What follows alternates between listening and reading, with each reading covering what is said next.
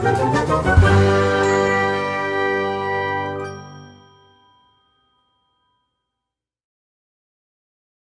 Brave Tin Soldier.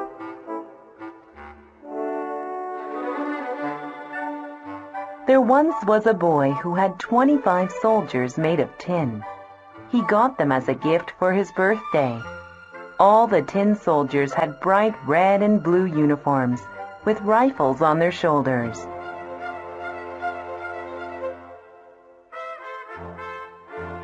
They all looked alike, except one. This tin soldier only had one leg, but he stood very straight, just like the rest.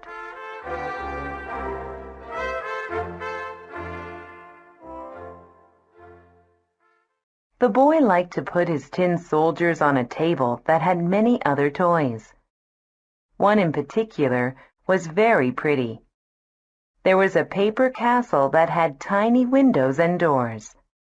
In front of the castle was a little mirror that meant to look like a little pond. On it were lovely little swans.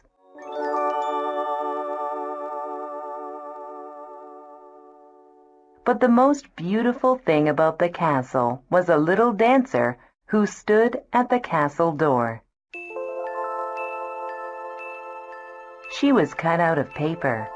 She had on a beautiful dancer's dress and a blue ribbon across her shoulder. Her arms were stretched out, and she stood on tiptoe with one leg high up in the air. Like the tin soldier, she too stood on one leg. And when the tin soldier saw her, he was in love. He thought her the most beautiful thing he had ever seen.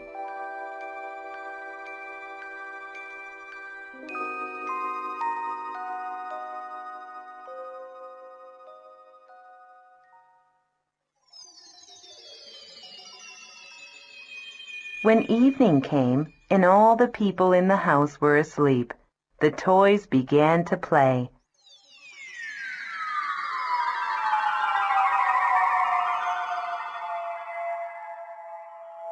They made so much noise that even the canary woke up and began to sing. But the tin soldier with one leg did not move. He stood very straight and looked at the dancer. The dancer also did not move. She held herself perfectly still on her tiptoe.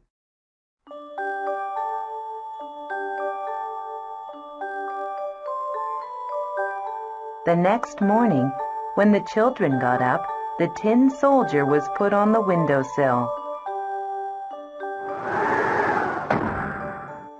A strong wind pushed the window open, and the tin soldier fell to the street below. He fell into a crack in the street. The tin soldier stayed straight up, holding on to his rifle on his shoulder. A maid and a little boy came to the street to look for the tin soldier, but they could not find him.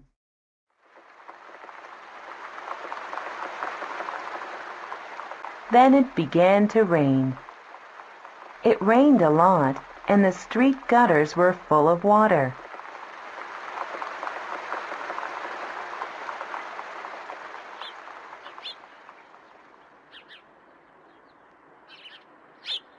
When the rain stopped, two boys playing in the street found the tin soldier. "Look at this!" they shouted. "Let's make a boat for him and send him out to sea." So the boys made a boat from a newspaper and put the tin soldier inside.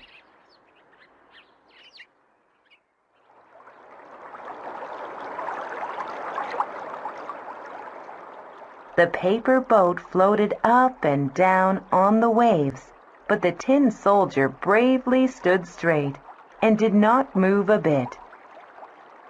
He looked straight ahead.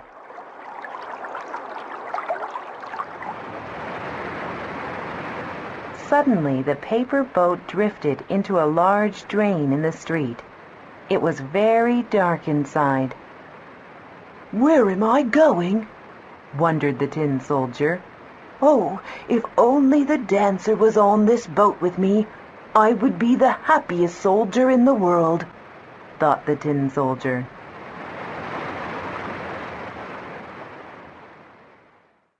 The currents in the drain took the paper boat straight to the canal.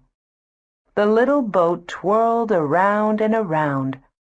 Once in the canal, the boat filled with water and began to sink quickly. The brave tin soldier still did not move, but stood straight, and he held on to his rifle.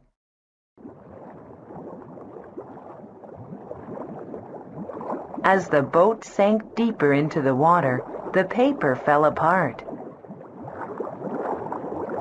The tin soldier sank quickly into the water, and he thought of the lovely little dancer whom he will never see again.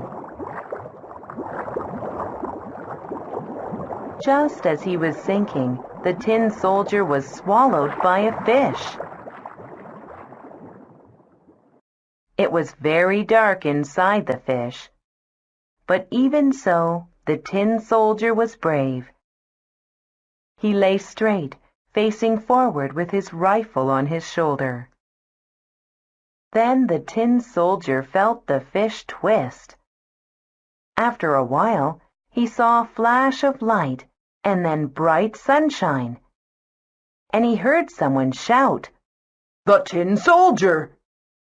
The fish that ate the tin soldier had been caught, brought to the market, sold to the cook who opened up the fish with a big knife. And the cook brought the tin soldier into the living room where the children were. And what strange things happen in this world. The tin soldier was back in the same room with the same children and toys on the table.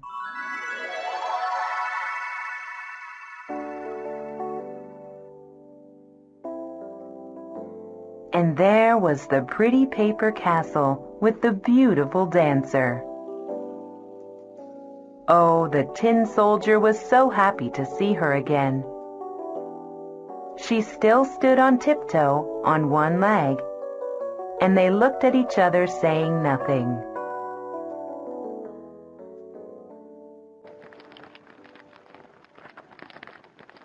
Suddenly, one of the boys threw the tin soldier into the fire.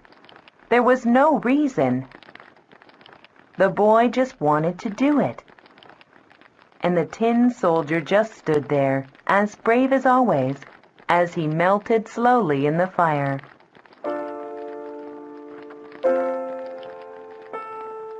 He looked at the little dancer, and she looked at him. Then suddenly, the wind blew over the table where the paper castle stood. And the wind lifted up the little dancer and blew her straight into the fire.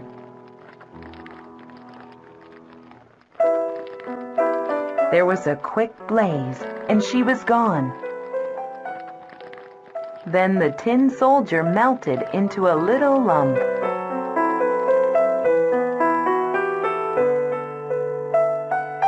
Next morning, when the maid cleaned out the stove, she found a little lump of tin in the shape of a little heart.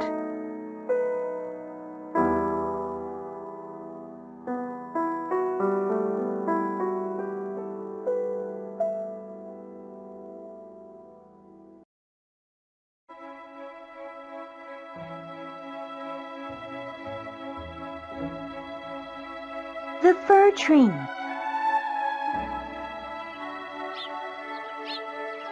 Deep in the forest, there stood a small fir tree. The place where it grew was truly beautiful. The sunshine warmed the little tree, and the fresh air blew softly through its leaves. Strawberry bushes grew nearby, and children came to pick them often. And the tree heard the children say, What a pretty tree! And yet the tree was not happy. I wish I was taller, complained the tree. I want to be as tall as the other trees around me. The tree was so unhappy that it did not notice the birds that sang beautiful songs or the rabbits that hopped about.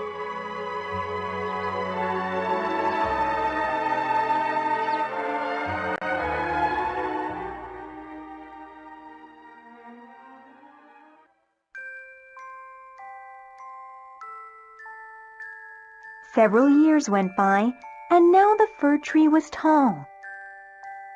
It had beautiful branches that spread out perfectly. Yet the tree was not happy. If only I could be even taller and older, complained the fir tree.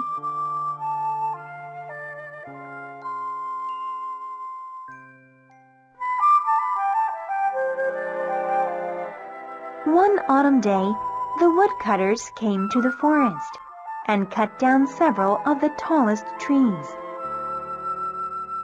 The woodcutters cut off all the branches and loaded a wagon full of bare tree trunks. Where are they going? Wondered the fir tree. What will happen to the trees? The fir tree really wanted to know.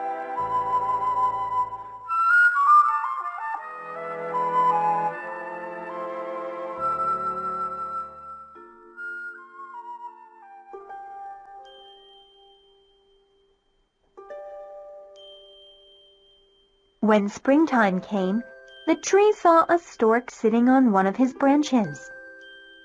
So the tree asked him, "Do you know what happened to the tall trees that were cut down?" The stork thought for a moment and answered, Why, yes. I saw some ships when I flew out of Egypt. These ships had beautiful masts. I'm sure that these trees were made into those great masts, said the stork. Oh, how I wish I could be made into a mast of a ship too. I want to sail the seas, said the tree sadly.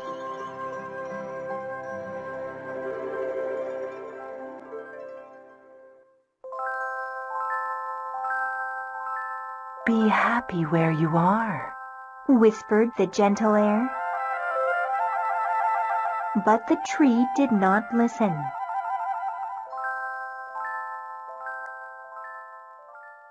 Christmas time came, and many young trees were cut down. These trees were to be used as Christmas trees because they looked so beautiful. Where are these trees going? Asked the fir tree. How come they have been chosen and not me? I am taller than many of them. We know where they are going, answered the sparrows. We have seen them inside beautiful homes with shiny ornaments on them. Then what happens? Asked the fir tree eagerly. But the sparrows did not know. Oh, how I wish I could be chosen as a Christmas tree. Then I would be decorated with beautiful, shiny things too, said the fir tree.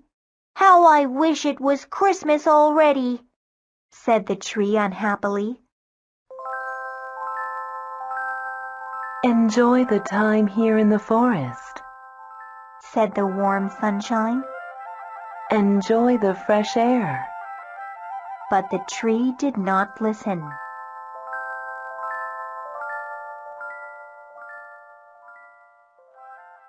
Spring, summer, and fall came and went. Then it was finally Christmas time again. By this time, the fir tree had become really a very beautiful tree.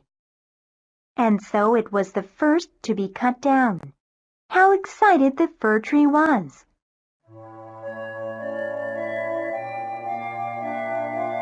He looked around for the last time before he was loaded onto a wagon. He was sad that he would never see his forest home again. He realized then how beautiful the forest really was. He would miss it very much.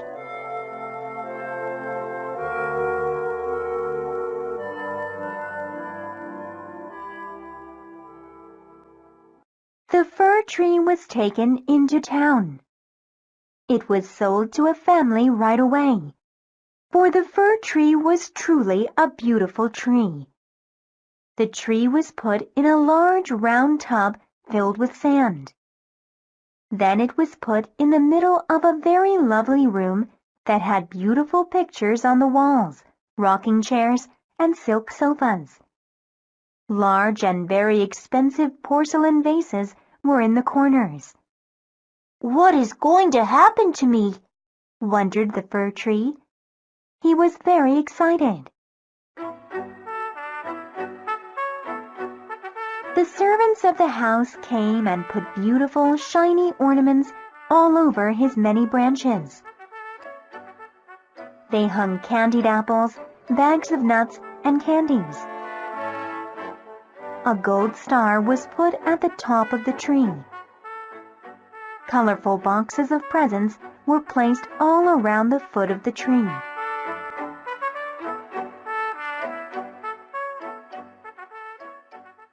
Then they attached hundreds of little candles on the branches. "How bright this tree will be this evening," the servant said. "Oh, I wish evening would come soon," said the tree. "I wonder what will happen then." Evening came, and the servants lit all the candles on the tree. The tree lit up brightly. All the shiny ornaments sparkled in the light. The tree was so beautiful. Then the children and the adults came into the room. The children ran to the tree to get presents from under it. Then they sang and danced around the tree. And everyone who looked at the tree said, "How beautiful!" But the tree worried about the candles. What if one of his branches caught on fire? The tree tried not to shake any of his branches. He was very nervous.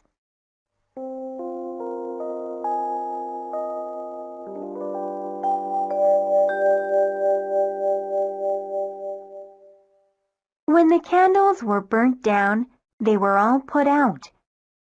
And then it was time for the children to take candies from the tree branches. Some of the branches broke with all the pulling.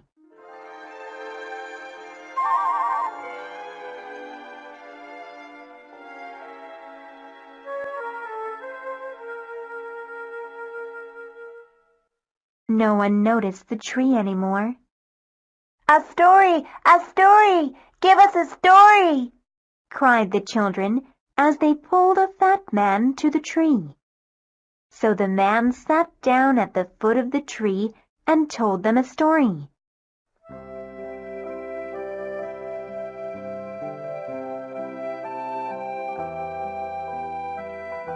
The tree listened carefully and thought what a wonderful story it was. "Tomorrow I won't worry so much about the candles," thought the tree.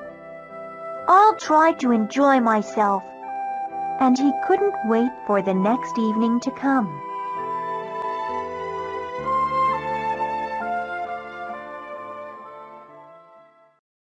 But the next day, the servants took down all the ornaments. They brought the tree upstairs into the attic. The tree was put in a dark and dusty corner. "What does this mean?" wondered the tree. "Why have they brought me here?"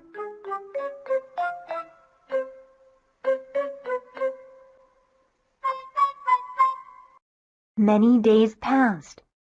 The tree was all alone in the attic. "How lonely it is here," said the tree. "Not like the forest where I could see birds and rabbits." And the tree missed his forest. Then the tree heard some mice nearby. "Where do you come from?" asked the mice. The tree told them all about the beautiful forest. He told them about the warm sunshine and the gentle breeze. "You must have been so happy there," said the mice. "I should have been very happy there," said the tree sadly. He thought about all those times he complained about living in the forest. Then the tree told the mice all about Christmas and the beautiful ornaments and candles on the branches. He told them about the stories he heard that night. Several more mice came to listen to him day after day. And the more the tree remembered about the Christmas evening, the more he realized how happy he was that evening.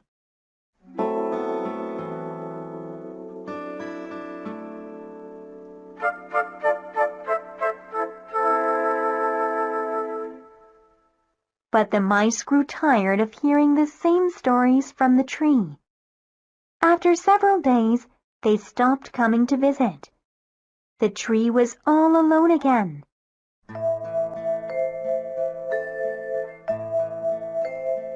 "I miss talking to the mice. Why won't they come to see me again?" wondered the tree. "I will be happy when someone takes me out of this place."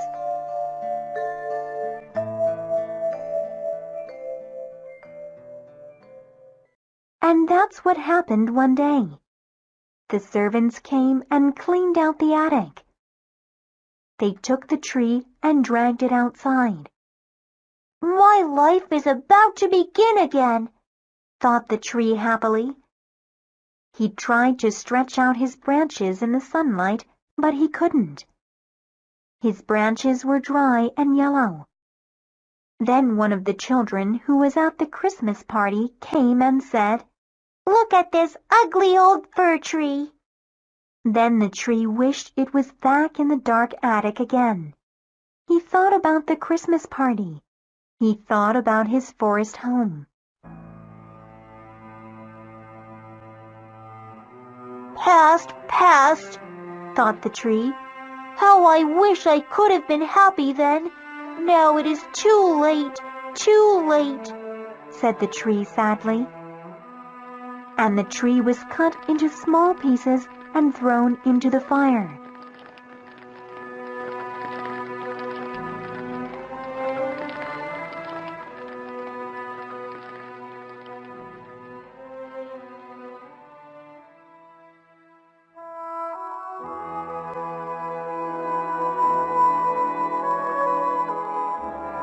Now all is past.